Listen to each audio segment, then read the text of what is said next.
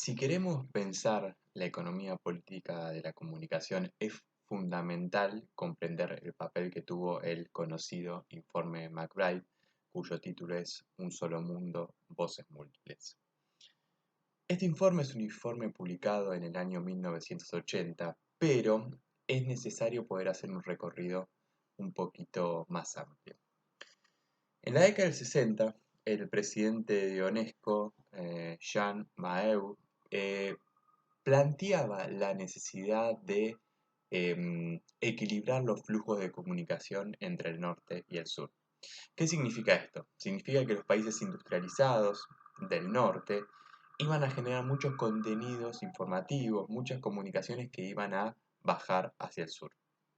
De este modo encontramos cierto monopolio en los contenidos que circulaban a nivel internacional y, como ustedes saben, como hemos visto durante las clases y los encuentros anteriores, la comunicación también es un modo de poder. Entonces, si la comunicación continuamente se vuelca desde un lugar hacia el otro, se van construyendo también relaciones de dependencia.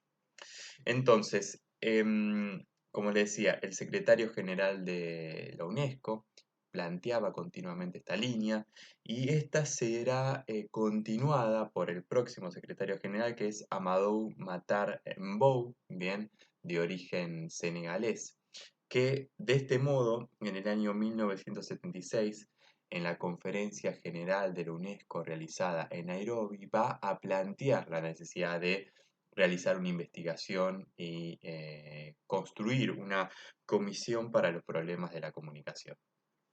A partir de 1977 se comienza a reunir esta comunicación liderada por Jean McBride, que había sido un canciller de Irlanda, también fundador de Amnistía Internacional y Premio Nobel de la Paz, también el Premio Lenin de la Paz, que era como lo similar, pero en el bloque soviético, y se va a reunir esta comisión que va a reunir más de 15 integrantes, de países de diferentes continentes, bien, referentes de Estados Unidos, referentes de la Unión de Repúblicas Socialistas Soviéticas.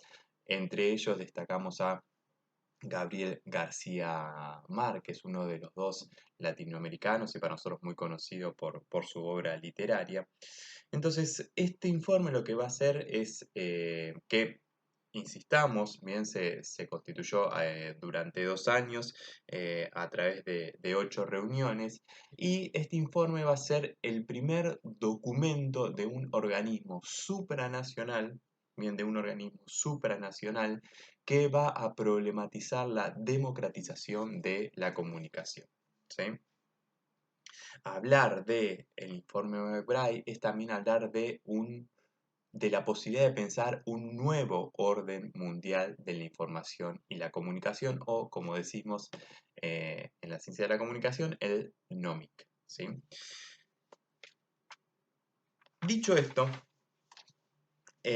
nosotros vamos el informe es muy extenso, nosotros vamos a em, situarnos y analizar detalladamente, por un lado, el prólogo de Amadou Matarembou, pero por otro lado también el prólogo de John McBride.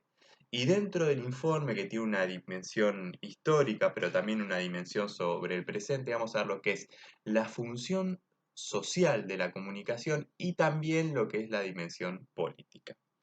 Entonces, el prólogo de Amadou Matarembou señala que la comunicación es una base esencial de la sociabilidad. Bien, eso lo tenemos muy claro. En primer lugar, su base fue en la dimensión comunitaria, en la convivencia social, ¿no? Entendiendo que los seres humanos, bien, tenemos un instinto gregario, ¿sí? De vivir con otros seres humanos. Pero con el tiempo, ¿sí? Con el desarrollo de la globalización, la comunicación tomó un nivel planetario, ¿sí? Una dimensión planetaria. Ahora, partiendo de la premisa de que en este contexto no podemos vivir aislados, bien que cada vez la interdependencia entre los países se va acentuando, es necesario señalar que no deben haber desequilibrios y desigualdades en la comunicación. ¿Bien? ¿Qué significa un desequilibrio? Que no es lo mejor que continuamente se vuelquen informaciones desde ciertos países hacia el resto de los países. Em, También hay malos entendidos en la comunicación y lo que se observan es conflictos de intereses y posiciones dominantes, bien de ciertos intereses por sobre otros. Em, en la era de los satélites, dice Amador Matarenbow, la comunicación es primordial. ¿Sí? ¿Por qué? Porque los intercambios de información son continuos, pero además porque vivimos mismos acontecimientos. Bien, ¿qué significa esto? Que un acontecimiento que ocurre en un lugar puede tener incidencia o puede afectar a otros países, ¿no? El caso de la pandemia que estamos viendo en la actualidad me parece que es un gran ejemplo. Em, para ello, más allá de transformar los flujos internacionales de comunicación, bien, también es necesario transformarlos hacia adentro de cada nación. ¿Qué significa esto? Significa que hay que modificar la transmisión de conocimiento para que no estén concentrados la información en un lugar. Es necesario también pensar junto con la comunicación la educación en la escuela y fuera de la escuela. Es necesario popularizar la cultura, que la cultura llegue a la sociedad de masas, que no quede supeditada a un pequeño núcleo, una pequeña élite. Y además hay que crear las condiciones para enriquecer a los individuos, pero asimismo para que las personas puedan participar bien en una comunidad más amplia. La comunicación a nivel internacional puede promover vínculos de solidaridad, bien siempre según Amadou Matarenbow. Puede generar relaciones de respeto, ¿sí? Pensando también en la interculturalidad y en las diferentes culturas, bien, y junto con la solidaridad y el respeto, la cooperación mutua. Y acá hay algo que a mí me interesa bastante, y creo que para mí es el foco más interesante de pensar la economía política de la comunicación. Es necesario resistir, decía el secretario general de la UNESCO, a la tentación de poner a los medios masivos de comunicación al servicio de intereses limitados. Bien, es necesario resistir a que los medios de comunicación masivos estén en pocas manos. Bien, hay que resistir a que los medios masivos sean instrumentos de poder. Hay que resistir a que los medios masivos atenten contra la dignidad humana y que agraven la desigualdad entre los países, pero a su vez al interior de cada país. Bien, ¿cómo puede ser esto? Bueno, puede ser criminalizando, por ejemplo, a los sectores excluidos de la sociedad. Bien. Em, Puede ser, por ejemplo, domesticando a las sociedades para que toleren las desigualdades, bien, situaciones ignominiosas.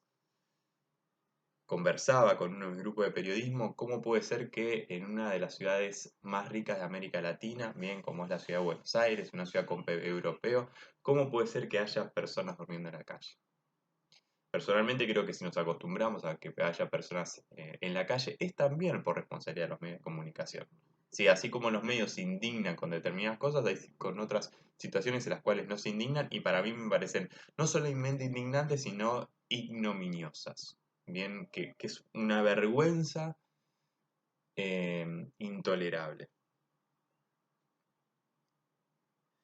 Entonces, dentro de esas resistencias resulta fundamental impedir la concentración. ¿Bien? ¿Qué significa la concentración? Que entre las empresas ya vayan comprando y que la comunicación quede en poquitas manos. ¿Bien? Hasta llegar en casos como ocurre en Argentina, como ocurre en Brasil, como ocurre en México, donde una empresa, una gran corporación acumula un montón de medios de comunicación. ¿Bien? Por no decir los principales medios de comunicación. Entonces tenemos un montón de medios que pertenecen a unas pocas manos que nos vuelcan todos los mismos mensajes a través de diferentes comunicadores. ¿Y por qué es necesario resistir a esto? Dice Amado Matarembo. Bueno, es necesario resistir porque los más medios pueden contribuir a que se respete a las personas, a que se respete a sus diferencias. ¿Bien? Yo recuerdo continuamente como en 2017 se construyó una campaña mediática para señalar a los mapuches, al pueblo mapuche como terrorista. Bien, y fue una campaña mediática muy fuerte y que muchas personas en Argentina la creyeron. Los medios masivos pueden contribuir a que las aspiraciones comunes prevalezcan a los egoísmos. Los más media pueden contribuir al diálogo entre culturas, entre individuos. Los más media pueden contribuir a la igualdad de oportunidades, pueden contribuir a la reciprocidad. Bien, para eso es necesario que la comunicación sea libre. Bien, que todos tengamos libertad de acceder a ella. Para eso es necesario que circule la información, pero también es necesario que haya un mayor equilibrio en la producción de conocimientos. El prólogo de John McBride, en cambio, es más breve. Bien, él señala, explica que la comisión trabajara en 1967. Cree que la comunicación es importante para la paz. Yo creo que también en esta afirmación es importante los dos premios que lo obtuvo. Y señala los debates contradictorios, ¿no? Con respecto a la comunicación. Las protestas en el tercer mundo, hay acusación de injerencia de países en la soberanía de otros. Hay un debate contradictorio sobre el valor de la información, bien, sobre su función, sobre el derecho al acceso a la información, sobre las obligaciones y responsabilidades que tienen los periodistas. Em, Dice algo interesante, a mí me parece, John McBride, que tiene que ver con el método de trabajo. Bien, dentro de la conformación de esta comisión, que vamos a señalar un punto, había solamente una mujer, bien, eso me parece que tal vez que lo más cuestionable, pero sí había personas de todos los continentes y de diferentes ideas y em, de diferentes profesiones, ¿no? Entonces señala John McBride señala esta heterogeneidad como algo que enriquecía, ¿bien? ¿Por qué? Porque al ser personas que piensan diferente, bien, enriquece las conclusiones que se van tomando. Em, Dice, entonces, pensando en el método de John McBride, que cuando analizaron la comunicación, la analizaron como un todo, ¿sí? No sé si ustedes recordarán, pero pensar a la comunicación como un todo, sin separarlo según disciplinas, bien, y analizarlo de modo interdisciplinario, es justamente uno de los planteos que realizaba la Escuela de Frankfurt. Analizar la comunicación como un todo para evitar la función ideológica de la ciencia. ¿Qué significa analizar la comunicación como un todo? Significa ver su dimensión política, ver su dimensión histórica, ver su dimensión sociológica, ver todos los aspectos de la comunicación. Y señala que es importante, bien, pensar la comunicación hacia el futuro. Bien, él habla de pensar en nuestros hijos. ¿Cuál es el objetivo del informe? Y es algo que dije antes. El objetivo es construir un nuevo orden mundial de la información y la comunicación. ¿Qué significa esto? Esto significa pensar un nuevo orden de la comunicación que tenga que ver con mayor justicia, con mayor equidad, con mayor reciprocidad en los intercambios de información, con menos dependencia, bien, con menos verticalidad del norte a sur, con mayor autosuficiencia, que se respete las identidades culturales, que se piensen cuáles son las ventajas de la comunicación para toda la humanidad, no solamente para pocos. Y para ello es necesario reconocer, dice él, el carácter político de la comunicación. ¿Sí? Carácter político porque nos incumbe a todos, porque generan efectos sociales en toda la sociedad y porque además hay discusiones, ¿bien? Y ahí es donde ingresa la política. La política, muchas veces deslegitimada, muchas veces criticada erróneamente, tiene que ver con buscar modos de solucionar problemas sin la necesidad de ir a una guerra, a ir a las manos, etc. Entonces, el informe tiene una dimensión histórica que va analizando cómo fue evolucionando la comunicación a lo largo de los siglos y de las décadas. a nosotros nos van a interesar las dimensiones del presente y dentro de ellas nos vamos a volcar en dos. Bien, volcar en dos entre otras, porque también está la dimensión tecnológica, el vínculo con la educación, el vínculo con la economía, las funciones de la comunicación, que están muy bien y son muy interesantes. A nosotros nos van a interesar la función social y la dimensión política. Entonces, a ver, aquí hay un repaso de las teorías de la comunicación en principio, ¿no? Porque dice que, bueno, que antes se pensaba a la comunicación como individuos aislados, bien, y a los cuales se los manipulaba. Así que es lo que nosotros hemos estudiado como la teoría de la aguja hipodérmica. En cambio ahora, entendemos a la comunicación como un proceso social, en el cual intervienen diferentes factores en los cuales los seres humanos, bien, entablamos relaciones comunitarias y a partir de ahí se generan múltiples influencias, de los cuales los medios masivos de comunicación también participan. Hay dos modos de ver a la comunicación, dice, en verdad hay más, pero hay dos, los cuales simplifican a la comunicación. Por un lado, la supervalorización de sus efectos, teoría de la auge hipodérmica, la mirada omnipotente también de la Escuela de Frankfurt, pero también hay otro modo simplificador que es subestimar y decir que no genera ningún efecto. Bien, entonces, el informe se planta en un punto medio. Bien, ni hay una supervalorización, ni hay una omnipotencia, ni tampoco es que genera ningún efecto. Bien, generan efectos y son omnipotentes, no. Y dice, es cierto que los medios pueden suscitar opiniones y formar actitudes o dar una percepción ilusoria de la realidad o favorecer la alienación cultural, etcétera, etcétera. Más aún, bien, es verdad que puede pasar todo esto, más aún con su carácter industrial. Bien, cuando se envía un mismo mensaje para mucha gente. Esto puede pasar, ¿sí? Pero insistamos, no es algo omnipotente. Ahora bien, hay que buscar los modos, ¿sí? En democratizar a la comunicación. Bien, hay que buscar los modos, plantea este informe, de que la comunicación se llegue a todos, pero también que todos puedan comunicar. ¿Por qué? Porque si no, caemos en la posibilidad de que la comunicación solamente transmita los valores, las normas y los intereses de un pequeño grupo dominante. Bien, y ese pequeño grupo dominante no refleja los intereses de la mayoría de la población.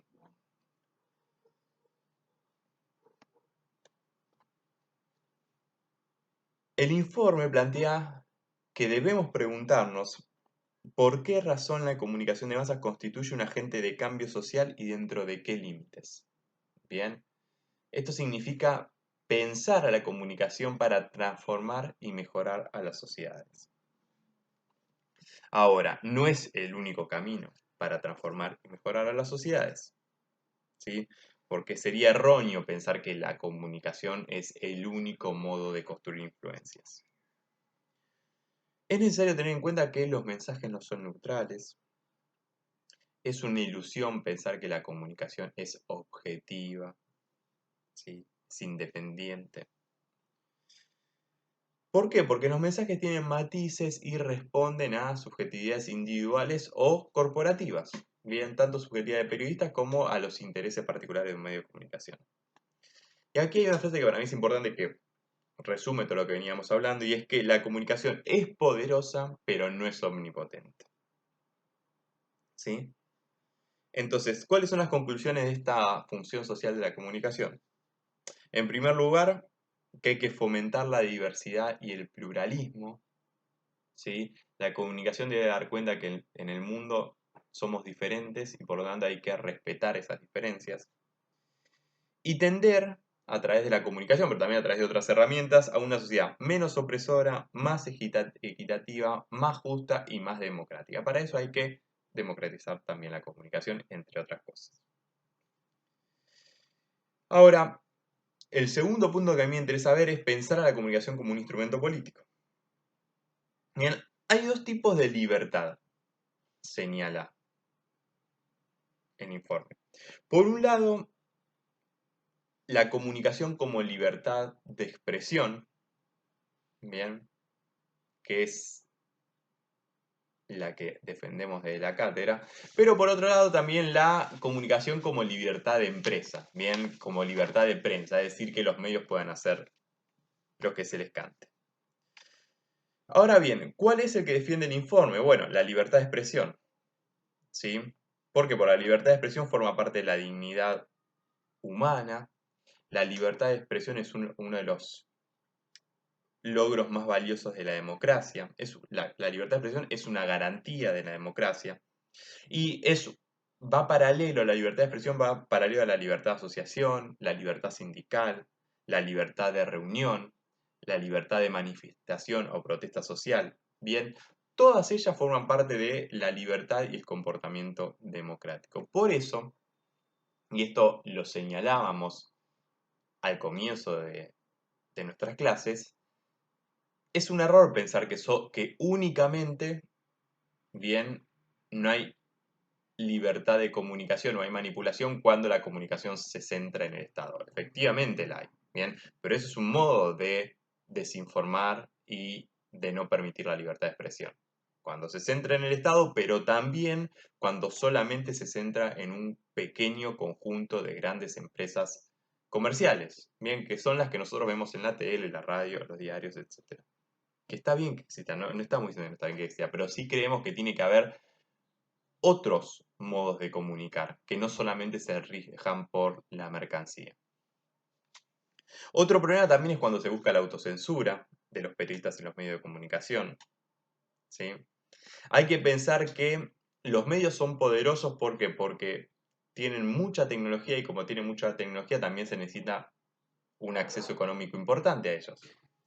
Entonces, ¿qué es lo que hay que evitar? Hay que evitar las diferencias entre los dueños del capital, que son los dueños de los medios de comunicación,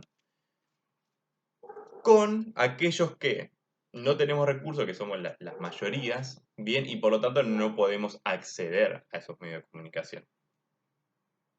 Hay que también buscar que el Estado no concentre a los medios de comunicación y utilice a la comunicación como un instrumento de poder. Y también hay que evitar la diferencia entre los países ricos y los países pobres. Bien, entonces hay que resistir a tres cosas. Vamos a resumirlas de vuelta.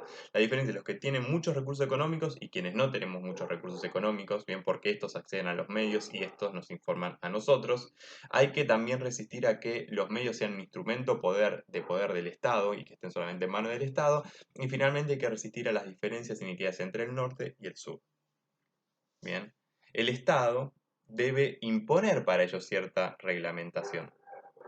Bien, ¿por qué? Porque tenemos más cantidad de personas alfabetizadas que tienen acceso a la comunicación, pero también tenemos menos personas que son los dueños de su medio de comunicación. Entonces el Estado debe poner un límite, pero el Estado debe poner un límite en el sentido correcto. Bien, si el Estado aglutina la comunicación, eso es incorrecto. Bien, ahora, si el Estado pone límites y democratiza y logra que más cantidad de personas o comunidades accedan a los medios de comunicación, eso es lo correcto. Bien, la pregunta es cómo construir un Estado que pluralice la comunicación. Entonces, esto es, sin lugar a dudas, un problema político. Hay que también ponerle, no sé si llamarlo límite, pero a ver, la libertad de expresión de un periodista y un medio no puede permitir cualquier cosa. Bien, no puede una persona en una pantalla de televisión decir cualquier barbaridad, porque estar enfrente de un medio de comunicación exige una responsabilidad. La libertad de información implica pluralidad de fuentes, implica libertad de acceso a ellas, bien, implica pensar y problematizar la relación entre comunicación y poder. Bien, la comunicación hay que pensarla también como un contrapoder. Y hay que evitar o discutir los antagonismos, gobernantes gobernados y grupos de información, individuos que nos nutrimos de esas informaciones. Bien, concluye que el debate mundial en curso sobre la comunicación no puede ser sino un debate político. Bien, ¿cómo termina este informe de McBride? Bueno, se presenta en el año 80, Pensemos que estamos viviendo en los años 80 un mundo bipolar, bien la última década, estamos ingresando en la última década de la Guerra Fría, antes de la caída del muro de Berlín y de la descomposición de la Unión de Repúblicas Socialistas Soviéticas. Entonces, no hay acuerdos. Bien, por un lado, no hay acuerdos entre el movimiento de países no alineados que estaba por fuera de los países liderados por Estados Unidos y por afuera de la Unión de Repúblicas Socialistas Soviéticas. No hay acuerdo, bien, para poner límites a la concentración y a las inequidades y desequilibrios mundiales. Por otro lado, el Estados Unidos de Ronald Reagan, bien, recordemos que estamos ingresando al modelo neoliberal, que el modelo neoliberal, que va a ser el nuevo modelo económico a partir de la década del 70, justamente busca que el Estado no intervenga en la economía, bien dándole mucho poder a los grandes medios a los grandes grupos empresarios, bien. De hecho, a partir de la década del 70 es cuando las multinacionales van a comenzar a liderar la globalización. Entonces, presionado por los grupos de poder económico, Ronald Reagan no coincide con esto, habla del free flow of communication. Entonces, bajo estas presiones, Estados Unidos sale de la UNESCO, rápidamente seguido por Inglaterra. Bien, recordemos que también allí estaba Margaret Thatcher, bien, los dos principales exponentes del modelo neoliberal en términos internacionales, a nivel gobierno, ¿no? Y en su instalación. Entonces, bueno, no hay acuerdo, salen los dos países o más poderosos, o al menos uno de los países más poderosos del mundo sale de la UNESCO y de este modo le quita el poder transformador que tenía este documento. Em, pero, sin embargo, este documento se sigue estudiando, bien, es reconocido por la academia y yo diría que es la columna vertebral de todos los movimientos en el mundo que buscan justamente democratizar la palabra, democratizar la comunicación y construir sociedades más igualitarias.